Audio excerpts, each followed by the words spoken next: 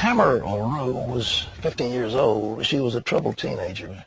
One day, she took a gun her mother had and put it against her chest, and she pulled the trigger. Her body was rushed to the hospital, but she says her soul went somewhere else. I was convinced that there was no way to live a completely happy life. And if I couldn't live happy, I didn't want to live at all. It began with a divorce, a broken home. And I believe that through that, my mentality began to form and began to develop a sense of rejection because I didn't understand. I was a small child and didn't understand adult things. And so I felt the breakup was all about me. That sense of rejection just really grew. I began to perceive myself as a burden to other people. And so I would take little bitty comments that were relatively insignificant. I would make it into a really big deal. Those little seeds in my life, I began meditating on over and over. And as I grew, the rejection began to grow. What is wrong with me? And so I believe that the only answer for me was to end my life. I walked to my mother's room thinking I don't want anyone to see me because I'm so determined to end my life, to end the void, to end the suffering, to end the loneliness, that nothing was going to stop me. I began crying out and I began screaming out to God, God, forgive me. And the gun went off. Well, she's written a book called Delivered. Tamara LaRue is here with us. Hey, it's good to see you. Thank you, Pat. Tremendous book. Thank you. That was a 38 police special. Yes. Your mother had in her drawer. I understand a voice said to you, don't shoot your face. It did, Pat. When I was headed on my mission, I was so determined not to live. And when I held the gun initially, I placed it up to my head. And a voice spoke to me and said, remove that from your head and place it at your heart. And I argued with this voice, and I said, no, because I am going to complete this mission that I have started with. And so all of a sudden I get a vision of what I would look like if I was, to some bizarre reason, survive that. And then I got a vision of what I would look like, and I felt a compassion for my family. And so I listened to the voice, and I removed the gun from my head, and I placed it down at my heart. You pointed to your chest. You had it straight going down this way into your heart. I did. I knew where my heart was, and so I took the gun, and I aimed it directly for my heart because I was not going to miss. And I wanted that gun to send me into eternity because I was so desperate for my pain and my suffering to end. So you pulled the trigger, and there was a loud bang, and then what happened? Pat, when I pulled that trigger, I knew my body was dying. I felt the blood rushing from my lungs. Death gripped my body. I became blind. I became deaf. And as my soul left my body, I began traveling faster than the speed of light. And I began falling and falling and falling. And all of a sudden, this explosion happened on the inside of me. It was as if there was like a sulfuric type acid burn that consumed me in every way. It was so hideous and terrifying. There are no words to describe the level of pain and the type of burn that I was experiencing. What was it? It was hell, Pat. It was what the Bible describes as hell. It was the fire of hell. And when I looked around, not only was I in a place of death, but I now had become death. I was no longer in a place where there was peace. I was in a place of total torment. Were you terrified? I had become fear. Oh, you've become fear. I had become a being of fear. You know, the Bible describes that death is the absence of God. Yeah, yeah. And so in the absence of God, in the absence of anything good, your soul actually transforms into a being of fear, which is the opposite of love. So my being, my person, turned into a being of fear, a being of pain, a being in total isolation. You know anybody else around you? Pat, I could look out and I could see thousands, millions of people that were all around me. But I was unable to communicate with them. Was it like a lake? Was it molten? It was like I don't know that it was like a lake. There was it's hard to describe. I guess you could say it was like, it was a huge sea of people. Yes, and there were many, many chambers that were all around me. And all of the people that were there were in the same formless being, screaming out in agony, in total terror, in a hideous scream. Then there was no end to it, Pat. There are no words to describe how horrific this was. They were screaming in agony. They were screaming in agony, and because they had become total beings of death. And that's hard for the physical mind to understand those things. But when I would look at it, I remember looking at an individual, particularly, they were as close to me as you are. And when I saw them, Pat, I knew everything about them. I knew every sin they had committed. I knew my knowledge about their life was completely full. I knew everything they had done wrong. I knew their thoughts. I knew their emotions. I knew the will. I knew everything I could think upon. My wisdom was in its fullness. It was like a Harvard degree instantly, you know. But it didn't matter. It didn't matter. In that hideous state of a burning torment, the only knowledge that mattered was that Jesus Christ was Lord. And here I am in this state of agony, indescribable agony, and the only thing that mattered was that I never surrendered to the lordship of Jesus Christ. Was this like regret in your mind as part of that fear? Absolutely regret. There was so much regret and shame and guilt that I had believed a lie and that I had believed the deceit. And when I looked out across the lake, across the heavens, I could see the entire universe, Pat. And it was like the earth was magnified. And there was a mutual feeling, a mutual understanding of everyone, the thousands and millions of people that were there with me, that we did not want anyone to go where we were. We wanted people to go back to earth and warn everyone, don't believe the lie, do not be deceived by your enemy, do not come here. Is that in your mind prior to this that ever could have seen anything as horrible as that? No.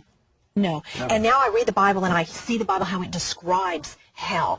And I look at my experience and there are no words to describe what I experienced, Pat. Was there any end to it for these people? No, there was no end. No end. No end. And you could look across the Gulf expanse and you could see heaven. You could see the peace, the joy, the love, the wholeness.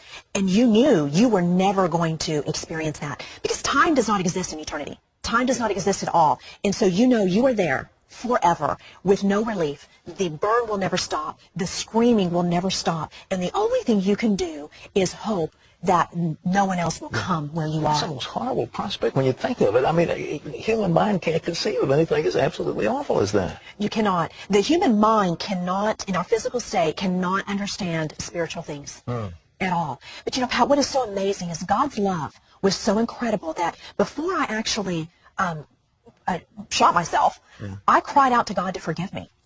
And in that cry of desperation of forgiveness, God heard me. And he is so faithful to his word and to his promise that in my screaming and in my agony and in the revelation of what I experienced, God came down from heaven. And this hand scooped me up, Pat, and picked me up. And I realized I was not in hell because I shot myself. Because no act can take you to hell as if no act can take you to heaven. We are saved by faith. And so I realized that I wasn't there by my actions. I was there because I didn't receive Jesus as my Lord. And so when this hand picked me up and took me over the vast expanse, took me over that Gulf fix, and it's huge, but to God it's just like a simple That's what Jesus said in the parable. There's a great gulf between us fixed. Yes. And that was a great gulf. A great gulf, and it was of nothingness. Dark, just nothingness. And when I went over that, and I entered into God's presence, Pat, now, you can't describe God's presence either, but it was love. And I had now left a place of death and torment and darkness. And now I had entered into a place of love and light.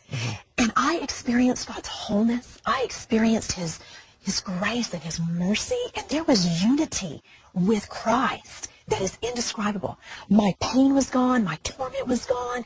And I was in this presence of total wholeness. And you could see the lights, the beauty of the stones and the lights reflecting in heaven. And the very sight of them was rejuvenating and just energizing. And they were communicating with each other. The people were talking. Oh, yes. They were all communicating. However, I was restricted. You were? I was not allowed to take part in any of that. Although I knew that was going on and although I saw those things, I was not allowed to take part of that or to see many things in detail. There was many things understood, and the knowledge was free and wisdom was free. And so as I traveled over the heavens and I was cleansed of my sin, and I came back, and you know, there are, in the spiritual world, you're not confounded to the restrictions of the physical world. And so I came right back into the roof of my home, and they laid my body, the vessel of God laid my body back, my soul back into my body. And when he did that, I instantly could see and hear again. And I knew at that moment that I was surrendering to the Lordship of Jesus Christ. And I knew that whatever I was facing, the stigma of suicide, the stigma of everything that I had to face, was going to be okay. Would you come back in? Was it an operating room? You came back into your home? No, I came back into my home. You did? I came back into my home because when I had gone in there, I was isolated. Nobody knew that I had gone in there alone. So I don't know how long exactly I was out of my body. But when I had come back, that was when I had called for my mother to come and help me. And that was when she called the ambulance. But when the ambulance got there, they even asked my mom, are you going to even bother to take her to the emergency room? Because I was gray. I had the pallor of death on me. And they thought that I was fading into death. But what they didn't realize is I had already been dead and had just come back. And so within a matter of a few hours, Pat, I had gone from, are you going to bother to take her to the hospital? They did their work on me in the emergency room. Then they took me into ICU. By the time they got me to ICU, they're like, there's nothing wrong with her. And they put me into a regular room. My recovery was just miraculous. Well, did you hit the heart? I made your bullet hit the heart? I missed my heart by less than a fourth of an inch. And I understand with a .38 caliber gun that should have just shattered my heart completely. Well, according to your book, the attendants, and when you were lying there, they weren't too complimentary. They were complimentary, a little suggestive. It was quite humiliating. Here I was going through a situation that is humiliating in itself. Yeah. You know, being in a state of emotional despair. And then I had gone in there and the emergency crew were just, you know, making sexual innuendos and just, you know, having fun. And to them, it was just work. You know, they were just working. Did they know you were alive and hearing all this? Oh, I was very coherent. I mean, they were looking at me for a response. Yeah. And my response was just, you know, I kind of smiled like, I can't believe you're saying this. You know, but that was part of, God used that, Pat, He works all things for our good. Sure. And He used that to show me, Tamara, you have got to not be afraid of people. There is only one fear you should have, and that is a reverent fear for me. And you were 15 years old? I was 15 years old. What's happened since? You know, it's amazing. You know, you hear testimonies of how God just completely delivers you emotionally. That didn't happen with me, Pat. Although when I came back, God healed me of hopelessness. But He did not deliver me emotionally instantaneously. And I began my journey. And on this journey, it has been a wonderful journey. God has begun to teach me how to take the promises of His Word and apply them to my mind and apply them to my emotions. So God has, through a process, completely delivered me and made me whole, where I am no longer emotionally distressed or depressed or sad or lonely or rejected. Do other people buy this when you tell them? What's your family, your parents? What do they think? Did you tell them where you'd been? You know, initially I did not tell them, Pat, because it scared me. Yeah. And I know that the stigma when people commit suicide, it's, you know, you're wanting attention and we're going to, okay, you know, and I didn't want people to think that I wanted attention. I wanted people to know what I had to say was the truth, because I was so afraid of what people thought about me. I didn't tell anybody. For 2 years, I kept this secret to myself. And when I was ready to come and tell people, when I became saved, I started going to church, I started studying God's Word, I started on my journey of learning how to become free and how to apply the cross to my life. Yeah.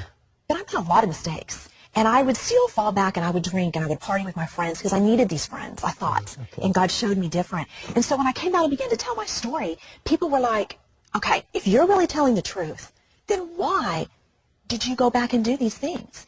And it's a perfect opportunity for me to tell them, when our soul is in our body, we are in a war for our soul. And I am having to learn how to crucify my flesh and live after the Spirit of God. And I have gone on that journey. And so now, Pat, people, when I share my testimony, we see people saved and delivered and restored and made whole in that same love that God has given me. I'm seeing Him manifest in the lives of others, and it's just amazing. Tamara, this book is, ladies and gentlemen, it's called Delivered. Tamara LaRue, what a story. And that journey from heaven, or hell to heaven, not heaven to hell, hell to heaven. Yes. Tamara, God bless you. This is great. Oh, thank you so much. We serve a mighty God. We do indeed. And, you know, Pat, I want to say one thing. If you are believing anything other than the gospel of Jesus Christ, you are believing a lie. Because the gospel is the truth. It is the only truth. You cannot add to it, nor can you take away from the gospel of Jesus. You've been there. And I've been there. Tamara, God bless you. Thank you so much. Tamara LaRue, ladies and gentlemen. A whole week, we're talking about life beyond the grave. People who've been there, they've seen it. Listen to what they say. We leave with these words from John 14. Jesus said, I am the way, the truth, and the life. No one comes to the Father except through me. We'll see you tomorrow. Don't miss it. Bye-bye.